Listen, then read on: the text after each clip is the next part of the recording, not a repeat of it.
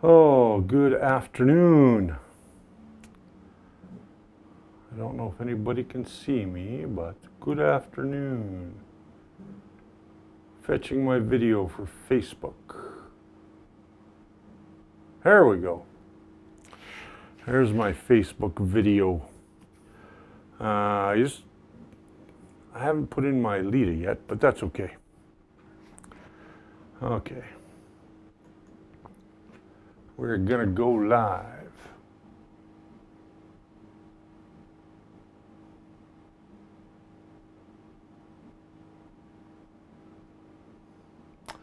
Good afternoon, streamers. Richard here again. This is Lita Day 28 and the LSP Challenge. It looks like everybody's been doing really well with their Litas. And I see a whole bunch of new people that are starting to come on and do the Lita and LSP Challenge. I think that is amazing. Now, I'm streaming live. I can see your comments and so on here on Facebook today. Let me just go down there and I am here somewhere. Maybe I just got to refresh the page. That's all I got to do. There we go. I am a little red-faced today, so you will have to excuse me. I got a little sunburned over the weekend, and yeah, it was one of those things. Well, let's give me just 1 second. I'm not totally organized today. There we go. All right. Daniel writes, good afternoon. I see you watching there. Hi. Nika Stewart. I mentioned you in one of my Litas recently, and I for whatever reason, I could not remember your name. It escaped me. But good afternoon. So this is Lita Day 28, or yes, Day 28, as I was saying. I'm a little red-faced today. I got a little too much sun over the weekend. And yes, I'm wearing one of my favorite t-shirts, my Batman t-shirt. Today is Monday. It's the start of the week, and this is the time of the week where we all kind of get a little bit frustrated because we don't know if we're going to actually get all of the things that we need to get done by the end of the week. Now, Lita is coming to an end. I guess the last day is going to be Thursday, the 31st. And I hope everybody is doing their Litas, or at least attempting to. What I want to talk about today is people that are just trying to get into live streaming. My sister-in-law over the weekend is a little over 40, and she's been actively changing her diet, and she's been changing her lifestyle habits, and she's been losing weight, and she had a great idea for doing a live stream. And I said to her, I said, you know what? I said, you need to get on Facebook, and you need to go to the Live Streaming Pros and look at those guys and see what they're doing, take a couple of their courses, use your phone. That's all she really has right now. She doesn't have a video set up like I've got here where I can switch the cameras and go to another shot. She's going to be using her iPhone 6S, which I believe is a good one. Hi, Larry. How are you today? And Rudy, a healthy tan. And it is pronounced Yetten. It's not Jetten. It is Yetten. See, I got that right. So speaking of that, I told her that, she really needs to get online with what she has to offer. And she's into all of the oils, not the adult oils, but the holistic healing oils and things like that. And she's got a lot of great information, and she kind of keeps it all bottled up and doesn't really talk too much about it. But she's getting to the point now where she really needs to start getting out there and talking about these lifestyle changes for a woman that over 40. Her daughter is getting married next year, and she wants to be in the best shape of her life by the time her daughter gets married. And I think this is the best time for her to start. It doesn't matter if you're using an iPhone. It doesn't matter if you're using a phone like mine, the LG. And they don't sponsor me, by the way. It's just, all it is a matter of setting it up and getting out there and doing it. I told her for a very small investment, she could add some accessories to her phone, and her phone will give her more than adequate video streaming. And I think that's the best thing for her to do. If you guys have any suggestions about that, I'm all ears, and I'd love to pass them on to her. I told her I would help her get into the groove of doing a little vlog every day so that she could work her way up to being way more comfortable in camera, because she is quite shy in front of a camera, not like me. I can talk all day. And a lot of people are. You know, you put a camera in somebody's face and they automatically freeze up. I know that from my days of being a photographer. When I was doing family portraiture was, you'd have not just a husband and wife, but you get the kids, and you know, sometimes the pets are along, and you know, they sit down and it's like, you know, so you have to become more comfortable with yourself and with being in front of a camera. You have to forget about that lens that's in front of you. I've got a big light over top of my lens, so it's very tough for me to see my actual camera lens. I should probably get that a little closer. But you know, I really think that if we try and we have the desire to share information that we have with the world, this is the best platform to do it. Whether you're doing it on Facebook, or you're doing it on Twitch, or you're doing it on YouTube, doesn't matter what social media you're using. I told her she should combine them all and get using Twitch and Facebook and YouTube. Even though YouTube I find to be almost, and somebody can correct me on this, a dead animal, for lack of a better term. I don't think that YouTube is the place to start a channel now. I'm with what Facebook is doing now with Facebook Watch and Facebook TV. I think we're going to see an influx of people moving over to Facebook and streaming on Facebook, because I really feel that Facebook is that sort of new venue or avenue for people to find a bigger audience. And I think with what she has planned, a fitness show for women over the age of 40, I think is a great idea. She'll probably be showing Pilates, she'll be sharing recipes, she'll be sharing lifestyle choice things as well. So I really think that if you guys have any suggestions, let me know. I'd be happy to pass them along to her. And let me move into another topic. I talked about this kind of yesterday, and I was a little scatterbrained. I think I had too much sun. Look how red my nose is today. vMix. You know, David was talking about vMix last week when he was doing the computer build, and I had never really looked at vMix. So vMix to me was just another software like OBS or Wirecast or any of the other ones. And like I've said many times, I've used Wirecast and I used it for a very long time. But I think the last time I used it, I was still at version 4, and now it's up to version 7. And I know that there are some things that it still doesn't do. And then after watching David do some of the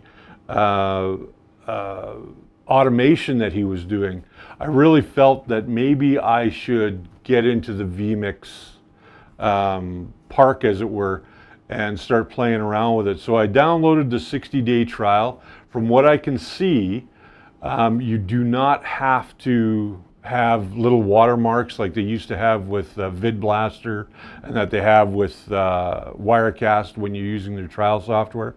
This is totally open. You can use the entire thing. And I think, you know, if you want to go to the pro version of it, I think it's only $1,200 at the high end, and at the very low end, it's just a few hundred bucks.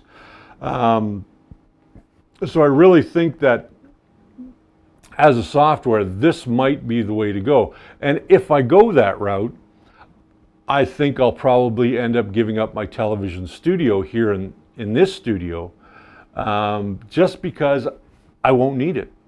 I mean, I'll be able to connect all the cameras directly into the PC, which could use an upgrade. It is an i7. I think it's second generation i7. It's got 12 gigs of RAM in it. And I think that it's borderline. I think I need a new board and a new processor to just kind of bump it up a little bit. And I think that's what I might end up doing. If anybody out there is using vMix, I'd really love to hear your comments about how you're using it and what benefits it has over, say, something like the Television Studio by Blackmagic Design that I'm using. And just so you guys know, the way that I use my Blackmagic Studio is it has the cameras. I have the Blackmagic Studio controller right here. Let me just switch cameras again. I have the Blackmagic control panel right up here on this laptop, and that's how I switch the cameras. Now, of course, I can bring up lower thirds and things like that, but with this ATEM Television Studio, it's very limited into what it can do. I can't do picture-in-picture, so if I'm doing a Skype interview, I have to switch back and forth. So all my cameras right now go into the ATEM Television Studio. That is pumped into the computer via an Intensity Pro capture card by Blackmagic Design. And that's just run via HDMI on the program out. So I think, and if David watches this later, David, let me know what you think, that I might give up the ATEM Television Studio in the next couple of months and move right over and upgrade the PC and just move everything right over to the PC, and then just have one computer that will handle the different shots, and then also handle lower thirds and any automation and so on and so forth. This month is all about me doing little bits of video, or the month of September, getting ready for the launch of my new show, which will be happening on October 2nd, the first Monday in October. Then at the end of October, I am going to Maker Faire Calgary with my sponsor, spool3d.ca. And how that sponsorship works, because I know some people have asked me about that before. How my sponsorship works with this particular sponsor is that they have given me this wonderful space to do the show in, to talk about 3D printing and what goes along with that. But at the end of the day, there's no money exchanging hands, that sort of thing. Yeah, I get a little bit better rate on some of the supplies that I need for printing. As you can see, the printer's going in the background today. I'm building two more. Actually, I stripped one of my old ones and I'm putting it on a new frame, and then I've got the Bigfoot that I'm working on that will have a 12 by 12 bed by about 18 inches in height. So I'll be able to do some fairly big stuff with that. And that's all for the show. But at the end of the day, I need to make things easier because I'm a one-man band here. I only can handle so many computers at any one time.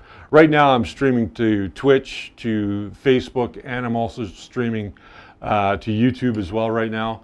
But I want to be able to control everything right here. Like, I've got two mice right here. This is the mouse I use to control what's going on over on the other screen there, which is probably a good 8 feet away from me, over on that side. If you have any ideas for decorating the studio behind me, please let me know.